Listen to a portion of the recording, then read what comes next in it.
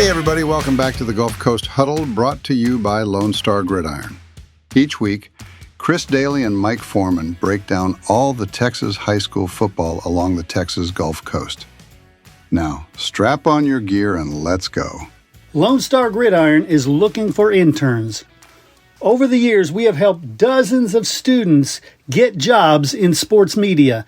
If you want to shortcut your path to a career in sports media, click on the internship link on LoneStarGridiron.com. Hey, do you need topsoil, fill dirt, sand, mulch, gravel, limestone, you name it? Do you need that delivered and or spread?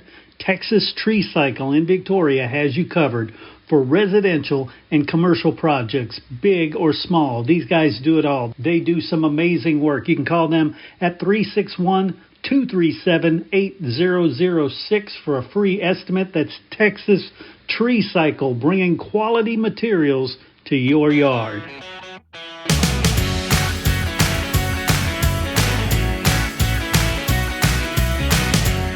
All right, everybody, welcome out to the Gulf Coast Sports Show. I'm Chris Daly, joined always by Mike Foreman. How you doing, Mike? Okay, Chris. How are you doing?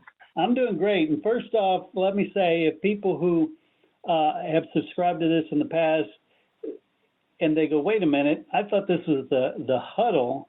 Yeah, we have expanded it. We've modified it.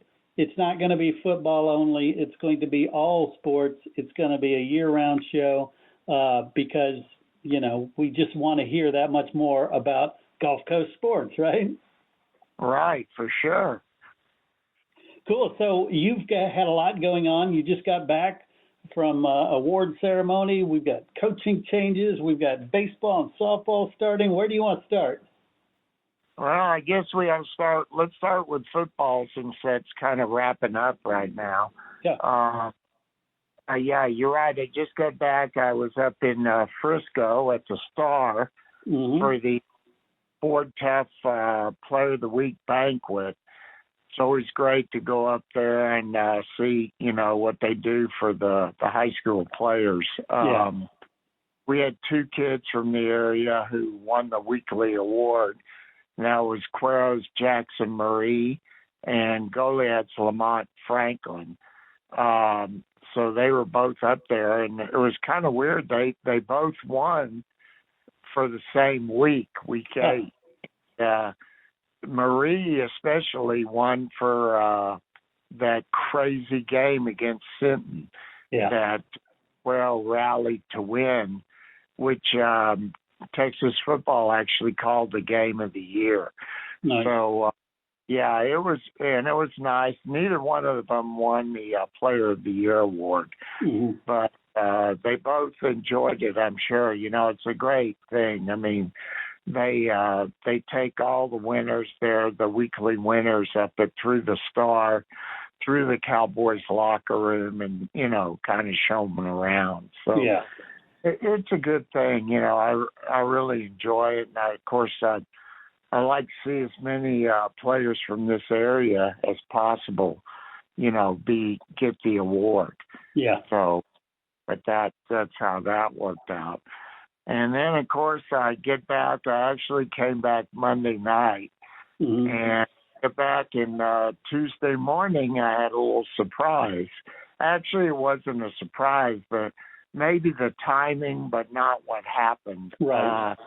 You know, Drew Cox at Refugio is retiring, and he had told me earlier in the year that he was really considering it. So that didn't surprise me. And they named defensive coordinator Eli Boxell as the new head coach. Nice. So that all took place pretty much. The school board actually met Monday night, but I found out about it early Tuesday. And so that's going down. And so there'll be a little bit of a transition there. And when I talked to Eli yesterday, he knows that the talent level for the next couple of years might not be quite what Refugio is used to. Right. And, but he did mention that they're going to be extremely young next year, a lot of sophomores. So, but he feels like, they're going to be just getting better and better. And I think a lot, like everybody, will depend on what happens in realignment. Yeah, that's going to be interesting. And, if they don't get a lot of changes to their district, they're still going to come up with a really good season. Oh, yeah. In fact, the way it looks, with Taft dropping down, that they expect to remain in the South part, Mm-hmm. I agree because really, if you look at with Shiner coming up and Schulenberg going to 3AD2, I really think they're just going to take Shiner and put him in that district. And, so therefore I would really expect Refugio to remain South. I think the wild card here is Kennedy. Mm-hmm. With Skidmore and Kennedy, they could actually take those two and move them out towards San Antonio, with some of those teams over there. So, a lot of possibilities, of course. We'll find out in less than a month. Right. Isn't that crazy how fast that's coming? It is. It just seems like the other day we were at AT&T. Yeah. And now we're talking about realignment. So, yeah. And while that's going on, as you mentioned, softball has started practice, and I believe later this week baseball will start. Right. So, we're getting geared up for that. Softball, of course, the obvious is Shiner and Ganado. Yeah. Ganado being the defending state champion in Division I, and Shiner having gone to the state final in Division II. Mm-hmm. And both those teams should be very good again. Shiner, of course, the thing about them is they'll get Addie Siegel back. Addie was hurt last year. And Addie, of course, is an LSU signee. Yeah. And she's a tremendous player, and that is really going to help Shiner.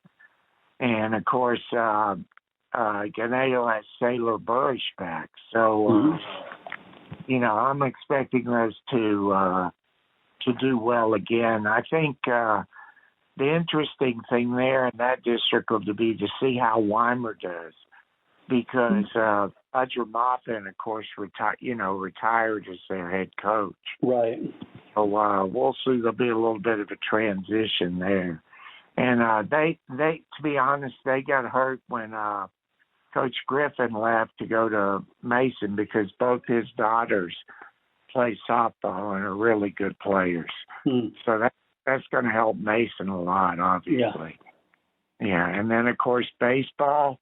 I'm going to say Shiner because I think they lost 2 seniors from that team last year. Wow. So they're going to be good again. Otherwise, there are going to be some good teams in the area. And I'll tell you, Victoria East, if they can find some pitching, they're going to be tough, because both Kason Coley and Ryan Steele are coming back. And both of them, Kason signed with TCU, and Ryan signed with Temple Junior College, I believe, or it may have been McLennan. I think it was Temple. But both of them are outstanding players, and they're just going to have to build a little bit around them. And, I expect Victoria East they have the capability of making a run this year. Right. Right. Yeah, that's one thing. This area has always had strong baseball and softball, and I think it's going to be another one of those years where we have some teams going pretty darn far in the playoffs, and who knows, maybe even all the way again. Yeah, it's going to be interesting. Like last year, obviously, like I mentioned in softball, we had two teams at state final, and baseball now. The last season wasn't quite as good. I think Shiner was the last team to go out. They may have been. They went out in the I believe it's the regional semifinal. Mm-hmm. So, but they, every year we'll have a chance. And the other thing we probably need to mention is track and field. They've started to work out too. And most of the meets usually begin, I believe, in February. Mm-hmm. But that'll get going too. And of course, I can tell you right now that the Refugio girls are going to be very good. Yeah. And also, Yoakum boys have the potential. It just depends on how many of those football players, actually participate in track. Right. So if they can get most of those guys out, they're going to be tough. But that's another question for right now.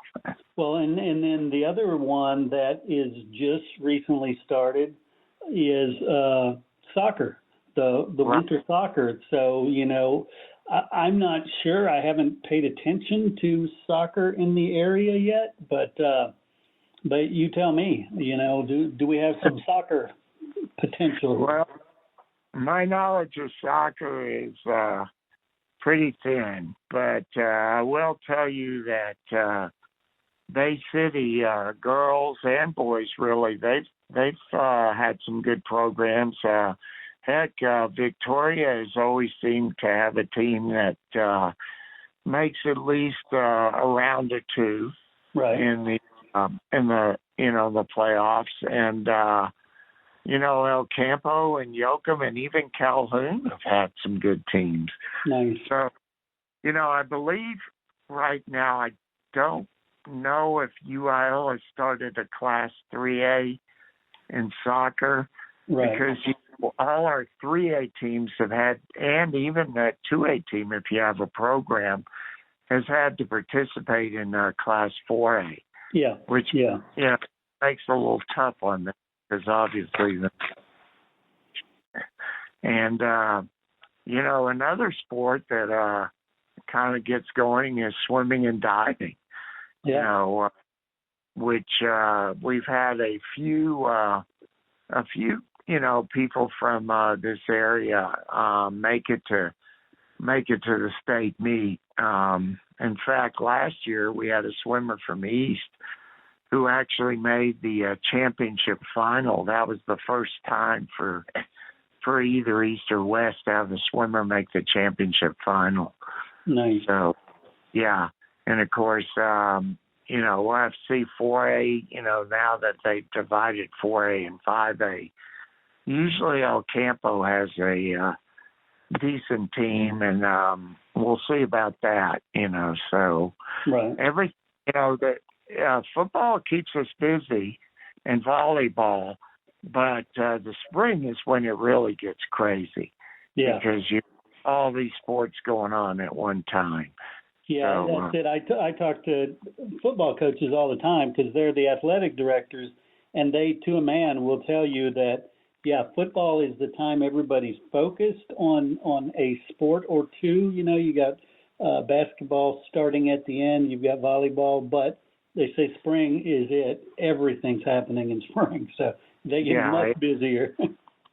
Yeah, and not to mention Texas A&M Victoria. You have baseball, softball, golf. So, I mean, you've got quite a bit going on at one time. Yeah. Yeah, and I do want to mention that we will be covering that as well. We're not going to be exclusive to UIL High School. We're going to do private school. We're going to do, Texas A&M Victoria. We're also, in the summer, we'll talk about Victoria Generals, you name it, any sports that's going on around here. And I want to put a call out to the listeners. What is it you want to hear? What teams do you want us to make sure that we get coverage of? Because we want to shape this to fit the audience. Right. We want to keep everybody up to date. And I know everybody likes to hear about their school. And the fact is, too, before long, in a blink of an eye, we're going to start 7-on-7. Yeah. So, I mean, my gosh, it's pretty much year round. And, I really, in a way, feel for the coaches and athletic directors because the days of shutting things down for a little while are pretty much over. Yeah, no doubt. Most of the ADs I know, they get the week of July 4th. And otherwise, they're pretty much going year round. Yeah, and then right after that, they go to coaching school, and it's, 2-a-days starts right after that. and you're right. For example, the baseball coaches just had their convention up in Waco. And, that's where Casey Coley was named one of the players to watch in Class 5A. Nice. So, quite a bit happening. So, we'll try to keep you as up to date as possible. Sounds good. Once again, Mike, thank you for taking some time out of your day and sharing your sports expertise and passion. Right, Chris. I enjoy it, and have a good rest of the week. All right. Take care.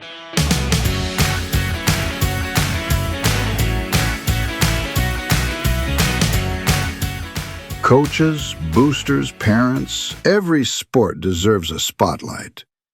From football and volleyball to basketball, soccer, baseball, softball, track, wrestling, and more. Give your athletes a weekly coaches show that builds pride and raises funds. Lone Star Podcast Network makes it turnkey. You talk for a few minutes. We handle production and distribution. Sponsors love it. Families share it. And your program benefits. Get the free information kit at lonestarpodcast.com/coaches. That's lonestarpodcast.com/coaches. Your team, your sport, your show.